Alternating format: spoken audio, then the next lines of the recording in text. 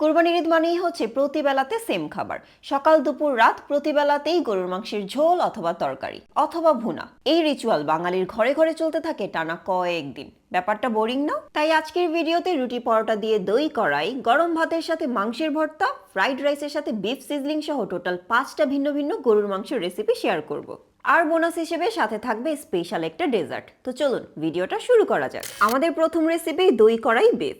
এর জন্য কয়েক টুকরা সলিড গরুর মাংস নিয়ে নিতে হবে ছোট ছোট পিস করে। এখানে হাড় অথবা কোনো চর্বি কিন্তু নেওয়া হয়নি। প্রথমে এতে লবণ, কুচি করে রাখা পেঁয়াজ, আদা রসুন বাটা এবং দিয়ে দিব বেশি করে গরম পানি। সবকিছু একসাথে মিক্স করে হালকা আঁচে ঢাকনা দিয়ে ঘন্টাখানেক রেখে দিব মাংসগুলো ভালো করে সিদ্ধ হওয়ার জন্য। সিদ্ধ হয়ে গেলে মাংসগুলো ঢেলে নিব কড়াইয়ের উপর। এই ক্ষেত্রে লোহার কড়াই হলে বেশি ভালো হয়।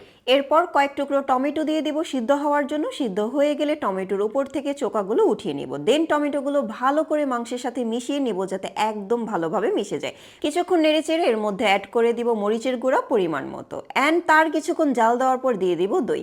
এই ক্ষেত্রে আমার দইটা একটু বেশিই দেওয়া হয়ে গিয়েছিল, আপনারা পরিমাণে আরও একটু কম দিবেন। এরপর মোটামুটি অনেকক্ষণ জাল দেওয়ার পর লাস্টে আমরা কালো গোলমরিচের গুঁড়া এবং ধনিয়া গুঁড়া অ্যাড করে আরও কিছুক্ষণ জাল দিব। খেয়াল রাখতে হবে সব মশলা কিন্তু আমরা একেবারে দিইনি, ভাগে ভাগে দিয়েছিলাম। লাস্টে চুলা বন্ধ করে দিয়ে কাঁচামরিচ কুচি এবং ধনেপাতা দিয়ে বেশ কিছুক্ষণ ঢেকে রাখলেই আমাদের হয়ে যাবে বিফ দহি কড়াই। দই ব্যবহার করাতে আমার কালার কিছুটা লাইট এসেছে, বাট আপনারা দই কম দিলে কিন্তু এটা একদম লাল টুকটুকে একটা কালার আসবে। রুটি অথবা পরোটা দিয়ে খাওয়ার জন্য এই আইটেমটা বেশ মজার।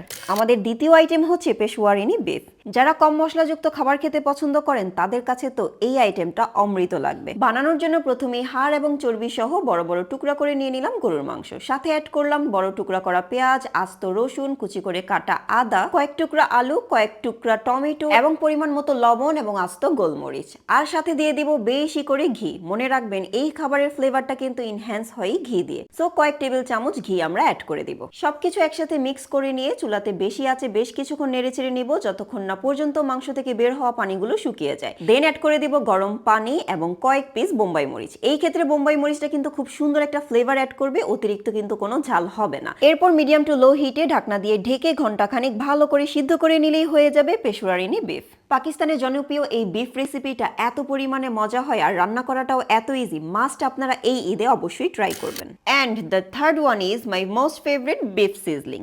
এর জন্য সলিড গরুর মাংস এরকম ছোট ছোট পিস করে কেটে নিতে হবে। এরপর অ্যাড করে দিলাম পরিমাণ মতো লবণ, গোলমরিচের গুঁড়া, সয়া সস, আস্ত একটা ডিম এবং 1 চামচ কর্নফ্লাওয়ার। সবকিছু মিক্স করে রেস্টে রেখে দিব 1 ঘন্টার জন্য। এদিকে আরেকটা বাটিতে পরিমাণ মতো tomato sauce, soya sauce, fish sauce, oyster sauce এবং চিলি সস মিক্স করে সাথে অ্যাড করে দিব কালো গোলমরিচের গুঁড়া, পরিমাণ মতো চিনি এবং 1 চামচ কর্নফ্লাওয়ার পানিতে গুলিয়ে সেই পানিটা। এই সস মিক্সিংটাই হচ্ছে বিফ সিজলিং এর আসল মজা। এরপর রেস্টে রাখা মাংসগুলোকে গরম প্যানে দুই পাশ 2 মিনিট করে ভালোভাবে ভেজে নিব। মেক শিওর ভাজার সাথে সাথেই যেন কুকিং প্রসেসটা স্টার্ট করা হয়, তা না হলে মাংস কিন্তু শক্ত হয়ে যাবে। দেন একটা কড়াইতে এইরকম কোয়া করা কয়েকটা পেঁয়াজ এবং ভেঙে ভেঙে শুকনা মরিচ তেল দিয়ে ভালো করে ভেজে নিব। দেন অল্প কিছু কালারফুল ক্যাপসিকাম এবং গরুর মাংসগুলো অ্যাড করে দিয়ে সাথে অ্যাড করব আমাদের আগে থেকে রেডি করে রাখা সস। অল্প কিছুক্ষণের মধ্যেই গ্রেভিটা ঘন হয়ে আসলেই রেডি হয়ে যাবে আমাদের বিফ সিজলিং। যেহেতু মাংস আগে থেকেই ভাজা ছিল তাই সিদ্ধ হওয়া নিয়ে কোনো টেনশন নাই। ও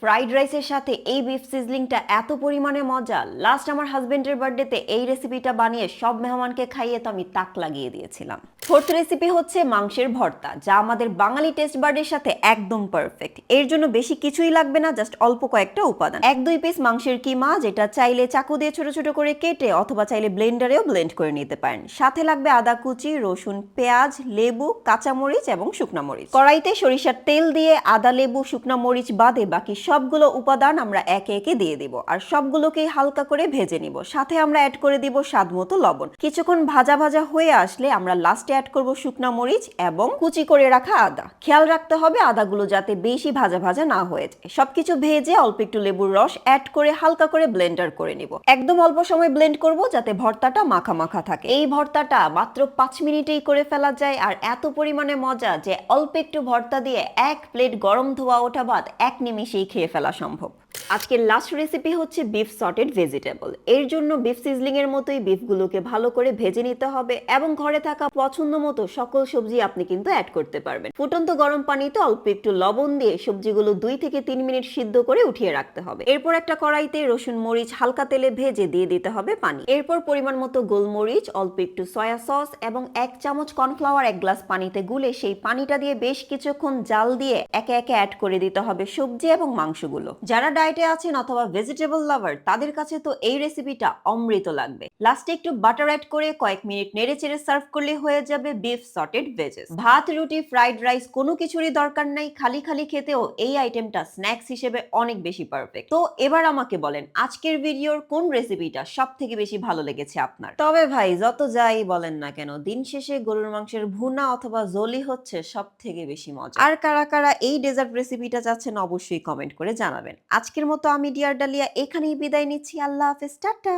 ও হ্যাঁ, ফলো দিয়েন।